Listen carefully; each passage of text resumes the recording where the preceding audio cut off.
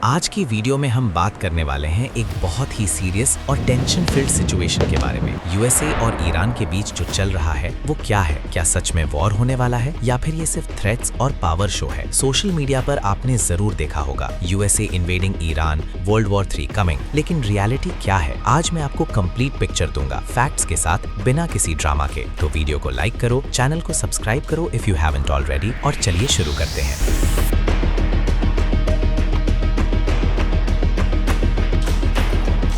Current situation क्या चल रहा है? पहली बात, नो, यूएसए अभी ईरान को इन्वेड नहीं कर रहा है, लेकिन हाँ, सिचुएशन बहुत टेंस जरूर है और ये टेंशन सडनली नहीं आई, ये साल भर से बिल्ड हो रही थी। जनवरी 26, 2026 को यूएसए ने अपना सबसे powerful aircraft carrier USS Abraham Lincoln middle east में भेज दिया। कैरियर स्ट्राइक ग्रुप मतलब एक पूरा नेवल फ्लीट जिसमें डिस्ट्रॉयर्स, सबमरीन्स, फाइटर जेट्स सब कुछ है। ये कोई छोटी बात नहीं है दोस्तों। इसके अलावा यूएस मिलिट्री ने डजन्स ऑफ एयरक्राफ्ट अपने मिडिल ईस्ट बेसिस पर डिप्लॉय कर दिए हैं। और सुनिए, अराउंड 12 अमेरिकन वॉरशिप्स अभी ईरान के पास मिडिल ईस्ट वाटर्स में पेट्रोल कर रहे हैं। ये मिलिट्री प्रेजेंस तो बता रहा है कि यूएसए सीरियस है, पर इन्वेजन वो अलग बात है। 28 जनवरी को प्रेसिडेंट ट्रंप ने एक बहुत ही स्ट्रॉन्ग वार्निंग दी ईरान को। उन्होंने कहा अगर ईरान यूरेनियम एनरिचमेंट नहीं रोकता, मतलब न्यूक्लियर प्रोग्राम नहीं रोकता, तो यूएसए अटैक कर सकता है विद स्पीड एंड वायलेंस। ये थ्रेटनिंग लैंग्वेज है नो डाउट, लेकिन एक्सपर्ट्स का कहना है कि ये मोस्टली प्रेशर टैक्टिक्स हैं। ये टेंशन शुरू कैसे हुई? अब समझते हैं कि ये सब हुआ क्यों। जून 2025 की बात है।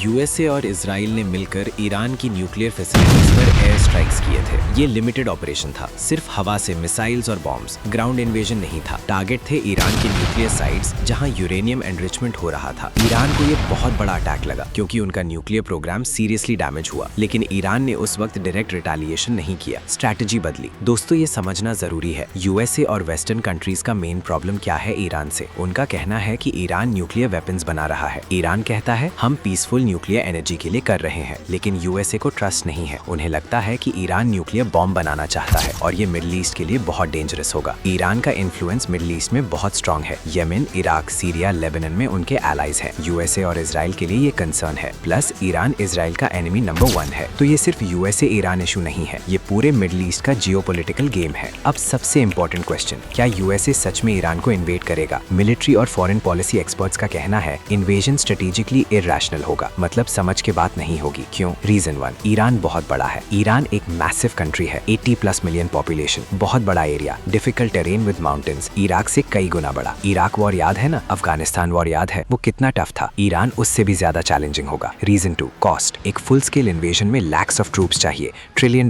का खर्चा और years of commitment. America already इतने वॉर से रिकवर हो रहा है। अफगानिस्तान, इराक, पब्लिक भी नहीं चाहती एक और long war. Reason 3, regional consequences. अगर ईरान पर अटैक हुआ तो मिडिल ईस्ट में केओस मचेगा। ईरान के allies Hezbollah, Houthis, Iraqi militias सब एक्टिवेट हो जाएंगे। इजराइल पर रॉकेट्स, ऑयल फैसिलिटीज पर अटैक्स, शिपिंग डिसरप्शन सब हो सकता है। ऑयल प्राइसेस रॉकेट कर जाएंगे, $150 to $200 पर बैरल। इसका इफेक्ट पूरी दुनिया पर पड़ेगा, इंक्लूडिंग इंडिया। पेट्रोल डीजल के प्राइसेस सोचिए। Reason 4, global impact. रशिया और चाइना दोनों ईरान के क्लोज हैं। ये ग्लोबल टेंशंस और बढ़ा देगा, किसी को भी ये चाहिए नहीं। तो फिर क्या होगा? Realistic outcomes. सबसे ज्यादा चांसेस ये हैं कि अगर एक्शन हुआ तो लिमिटेड टारगेटेड एयर स्ट्राइक्स होंगे, specific nuclear sites, military installations, बस quick operation, precise targets. Iraq और अफगानिस्तान जैसी ग्राउंड इन्वेजन नहीं। ये ट्रंप की स्टाइल भी है, show of force, quick action, then move on. Actually behind the scenes diplomatic talks भी चल रहे हैं। यूएसए और ईरान के बीच इनडायरेक्ट चैनल से बात हो रही है। चांसेस हैं कि कोई डील हो जाए। Iran agrees to limit nuclear program, USA agrees to lift some sanctions, both side step back. ये सबके लिए बेस्ट आउटकम होगा। ये भी हो सकता है कि कुछ ना हो, बस टेंशन बना रहे, मिलिट्री प्रेजेंस बना रहे, थ्रेट्स चलते रहें। ये प्रेशर टैक्टिक्स ईरान को नेगोशिएट करने के लिए फोर्स करेंगे। मिलिट्री एनालिस्ट का कंसेंसस ये है, लिमिटेड स्ट्राइक पॉसिबल है, full invasion almost impossible. Cost benefit analysis में इन्वेजन मेक सेंस नहीं करता। इंडिया का एंगल, हमें क्यों फर्क पड़ता है? सबसे बड़ा इम्पैक्ट ऑयल प्राइसेस। अगर मिडिल ईस्ट में वॉर हुआ, ऑयल प्राइसेस स्काई रॉकेट करेंगे। इंडिया दुनिया का 3rd लार्जेस्ट ऑयल इंपोर्टर है, मतलब पेट्रोल डीजल प्राइसेस बढ़ जाएंगे, इन्फ्लेशन बढ़ जाएगा, इकोनॉमी पर प्रेशर आएगा। Around 9 million Indians middle east में काम करते हैं। यूएई, सऊदी अरेबिया, कुवैत में वॉर की सिचुएशन में उनकी सेफ्टी कंसर्न है। इंडियन गवर्नमेंट को इवैक्यूएशन प्लान्स रेडी रखने पड़ते हैं। इंडिया का बहुत ट्रेड मिडिल ईस्ट से होता है। शिपिंग रूट्स डिस्टर्ब होंगे तो ट्रेड अफेक्ट होगा। इंडिया का ईरान के साथ डिसेंट रिलेशनशिप है। हम चाबहार पोर्ट डेवलप कर रहे हैं, लेकिन यूएसए भी हमारा स्ट्रेटेजिक पार्टनर है। इंडिया को बैलेंस करना पड़ता है। तो दोस्तों, ये सिचुएशन सिर्फ अमेरिका ईरान की नहीं है, ग्लोबल इम्पैक्ट है, इंक्लूडिंग ऑन अस। तो समरी क्या हुई? नो, यूएसए अभी ईरान को इन्वेड नहीं कर रहा है। इन्वेजन बहुत अनलाइकली है, क्योंकि कॉस्ट, कॉन्सिक्वेंसेज और कॉम्प्लेक्सिटी बहुत ज्यादा है। यस, मिलिट्री टेंशंस हाई हैं, थ्रेट सीरियस हैं और लिमिटेड स्ट्राइक्स का पॉसिबिलिटी है। मोस्ट लाइकली या तो लिमिटेड मिलिट्री एक्शन होगा या फिर डिप्लोमेटिक डील हो जाएगी। फुल स्केल वॉर किसी के इंटरेस्ट में नहीं है, लेकिन हाँ, सिचुएशन मॉनिटर करनी पड़ेगी। मिडिल ईस्ट में कुछ भी प्रिडिक्टेबल नहीं होता। आपको क्या लगता है? कमेंट सेक्शन में अपनी ओपिनियन जरूर शेयर करें। वीडियो हेल्पफुल लगी हो तो लाइक करो, शेयर करो